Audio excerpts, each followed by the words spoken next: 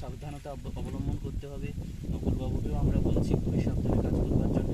এবং এই ভিডিও দেখে আমরা চাই যে লোকেরা সাপ পিটিয়ে মেরে ফেলার অভ্যাস ত্যাগ করুন, সাপকে বাঁচিয়ে রাখার মানসিকতা গড়ে দিন, কিন্তু কোনোভাবেই এই সাপকে অতি উৎসাহে জারবন্দি করার মানসিকতা কিন্তু কেউ দেখাবেন না।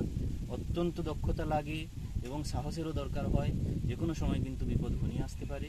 তাই কোনোভাবেই এই ধরনের কাজে আপনারা কেউই অগ্রণী হবেন না। আপনারা বলবেন, ফোন করবেন যে যে জায়গায় আছেন। আবারও বলবো, বাঁকির সাপ যদি পড়ে তাহলে বাঁকির মুখ কোনোভাবে খুলে দিতে পারলেই কিন্তু ওটা চলে যাবে। এছাড়া যদি আপনার বাড়িতে বা আপনার বাসস্থানের মধ্যে যদি কোনো সাপ ঢুকে পড়ে, সেক্ষেত্রে নিশ্চিতভাবে আপনি ফরেস্ট ডিপার্টমেন্টের সঙ্গে যোগাযোগ করবেন, প্রশাসনকে জানাবেন বা অবলার সঙ্গে যোগাযোগ করতে পারেন, বা যেখানে আমাদের পক্ষে যাওয়া সম্ভব, যদি রিচেবল হয়, যদি যা পৌঁছানো সম্ভব হয়, সেখানে আমরা যাব।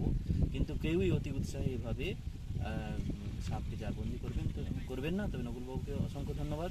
এটা কিন্তু পদ্মগোখরো আছে, তো এটাকে আমরা ছেড়ে দেবো। আজ বিকেলে যে পদ্মগোখরো কেউটাকে আমি উদ্ধার করেছিলাম একজনের বাড়ি থেকে, তাকে পুনরায়